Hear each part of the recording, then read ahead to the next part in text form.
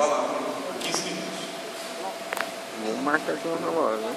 Excelentíssimo presidente, ilustres representantes do Ministério Público, a todos os demais presentes que dão publicidade a esse ato tão importante, que é um ato judicial público. Senhores servidores da Justiça, obrigado por organizar os trabalhos. Egresso Conselho de Sentença, senhoras e senhores. Eu gostaria de iniciar a minha fala ressaltando a importância do trabalho dos senhores aqui hoje. Hoje foi dado aos senhores decidir de um jovem de 4 anos de idade. E como que se decide a vida desse jovem se a gente não estava lá no momento daqueles disparos de arma de fogo que estão imputando a ele? A gente tem que reconstruir o passado através desse processo. No processo tem as provas de que ele não fez, de fato, aqueles disparos de arma de fogo contra o Rodolfo.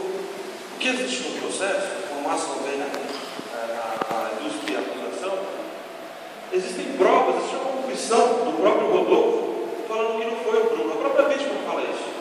Agora, os ilustres promotores de justiça, o máximo respeito. Hoje eu pensei que eu estava vendo televisão assistindo da Atena e Marcelo Rezende. Infelizmente, diminuíram o nível do debate, trazendo antecedentes criminais a serem julgados pelos senhores. Eu quero desde já falar que o réu não está sendo julgado pelos seus antecedentes criminais, está sendo julgado pelos fatos, pela denúncia de uma página e meia do Ministério Público em que se imputa um homicídio qualificado. Isso é a aula testemunha, 2 policiais militares, a mãe da vítima e o Rodolfo. Então, a gente tem que trabalhar aqui, a gente não pode fugir daquela prova dos autos. Se a gente fugir, a gente não vai estar fazendo justiça. A gente não vai fazer, não vai cumprir o juramento para o qual os senhores que estão aqui hoje, que é a realização da justiça de acordo com os ditames da justiça, com base na prova do processo. O que se tem no processo é uma enorme contradição dos policiais. Os policiais falam que os populares informaram que teria sido Bruno o autor dos disparos. Mas quais populares? Cadê esses populares que estão no processo? Por que cargas d'água os policiais militares que estão aqui, os civis, não arrolaram os populares? Não trouxeram aqui, se eles viessem aqui, isso seria uma prova cabal. A gente está discutindo aqui uma prova que o policial trouxe para ouvir falar. O policial ouviu falar que não, porque depois o policial, doutor, você da parte. Porque depois o policial não trouxe em juízo, o promotor não arrolou, a polícia não diligenciou no sentido de encontrar as testemunhas. Inclusive o próprio policial, no final do depoimento dele, o próprio policial fala que não conseguiu arrolar testemunhas presenciais porque testemunhas presenciais não precisaram falar. Essa é a contradição. E é essa a prova que o Ministério Público quer trazer para condenar um jovem de 24 anos para deixar na cadeia 15 anos. É isso que o Ministério Público quer.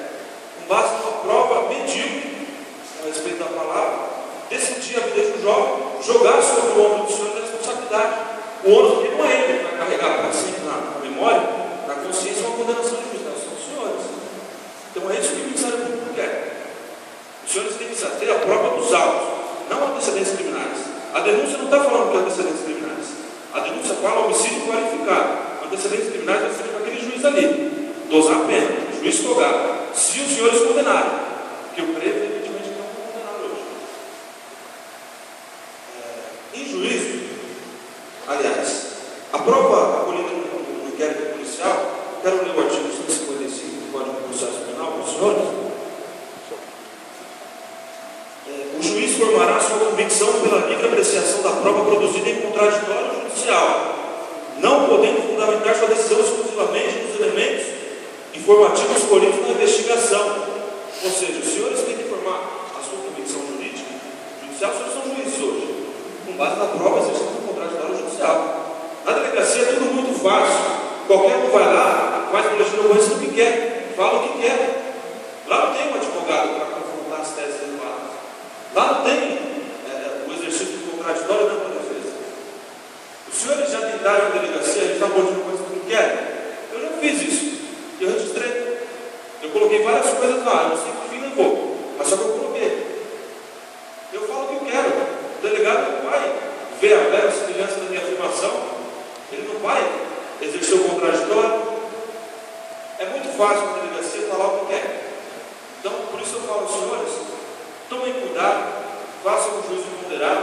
Naquela prova produzida no inquérito policial não é prova, é elemento de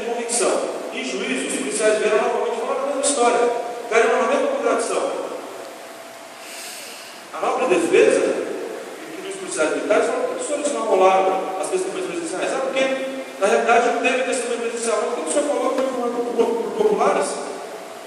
É um paradoxo isso. Então, com a máxima pena da acusação, eu acho que o primeiro direito do réu, mais paradoxal que possa ser, é o direito de ser bem acusado. E aqui não está sendo bem acusado hoje. O Ministério Público divagou, adjetivou, mentiu, trouxe antecedentes criminais que não existem. Mentiu, excelente. O senhor mentiu, o senhor falou que ele é ladrão, ele não é ladrão, ele foi absolvido. Ele foi absolvido, foi desclassificado para furto. O doutor Hugo,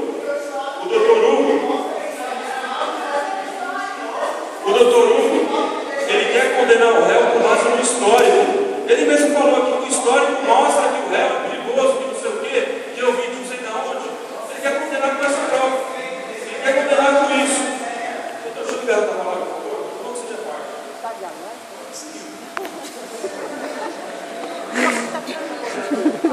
Não, a acusação fez uma parte, mas o senhor chamou mentiroso.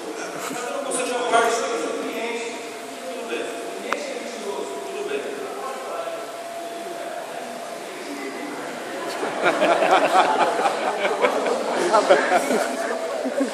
Essa trata é uma acusada por urbanidade. Ok? Princípio da presunção de inocência, ressaltado pelo juiz do juiz presente, que Mesmo ninguém condenado, ele deve ser tratado por urbanidade. Exatamente. Então, senhor juiz, eu peço aos senhores que encarecidamente não carreguem esse fardo para sempre ao longo dos senhores. Os senhores se condenarem hoje, com todo respeito, estão condenando inocente.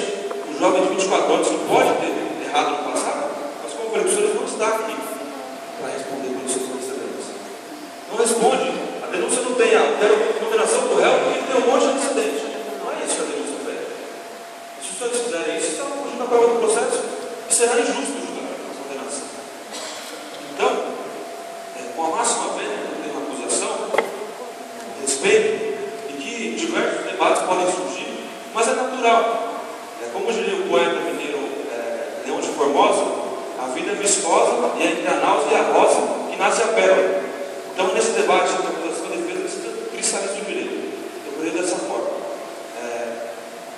Então, senhores jurados, eu peço encarecidamente a absolvição do réu, porque não existem provas desse processo. Aptas e ensejadas a condenação. 7 minutos pode começar a aplaudir. Não já pode, se elas vão acabar. Se ela subir a...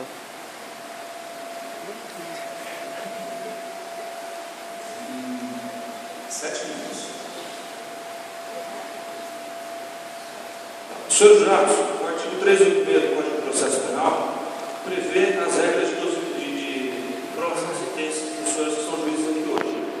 Então, ele prevê o seguinte: o juiz absolverá o réu que assumiu na causa na parte dispositiva desde que reconheça. Estar provado em ser fato? Não. O fato existiu. O laudo provou que o Rodolfo sofreu disparo de arma de fogo. Não haver prova da existência do fato, os senhores têm que absolver com base nesse inciso. Não existem provas. O Bruno foi que praticou o fato. Aliás, existem provas contrárias, de que ele não praticou. O próprio Rodolfo falou isso. O que existe na nossa sociedade hoje, infelizmente, eu ouso dizer, Bruno, ele é vítima. Ele não é culpado. Ele é vítima de uma sociedade preconceituosa. Só porque ele é pobre, ele é negro, ele tem antecedentes criminais, ele está nesse banco do júri aqui hoje. O Ministério Público, se fosse um Alexandre Nardoni da vida, uma Suzane Bongestor, não estaria aqui com esse processo ridículo que trouxe até o júri. Não estaria com esse processo ridículo. O Rodolfo, da mesma forma, ele falou, não foi o Bruno. Por que não está acreditado no fato do Rodolfo? Só porque ele é réu. Só porque ele está preso, responde do processo. É por isso que tem esse julgamento aqui hoje. Por essa diferença social que a gente vive. Lamentável diferença social. O Ministério Público não pode trazer uma acusação dessa séria para um jovem de 24 anos de idade. Tem suas falhas? Tem. Assim como o Ministério Público tem. A gente já viu vários promotores de justiça praticando o homicídio. Somos seres humanos. Todo mundo todo mundo pratica crime. Mas não é por isso que tem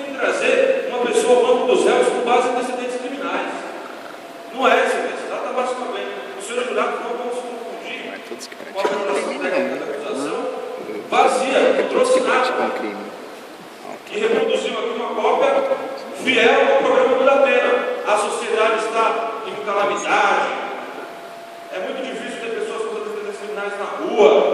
É difícil ter um jovem de 24 anos negro com um monte de antecedentes por furto na rua. Mas não é isso que o senhor quer fazer hoje. Eu quero julgar o fato da vida dele, do passado. Eu quero julgar o fato presente. Os senhores têm que reconstruir esse passado, o fato que ocorreu em 2010, à luz do processo, de alguns critérios. Verossimilhança, contraditório judicial, presunção de inocência. É isso que a Constituição prevê. Aliás, todos nós temos esse direito, não é só o réu. Se um dia nós viemos a ser acusados de algum crime, teremos isso em favor da gente também. Então, e aí, como disse que eu peço aos senhores, encarecidamente que façam valer a lei, a Constituição Federal, da forma que foi colocada no processo, garantindo o contraditório judicial, a presunção de inocência, a dúvida.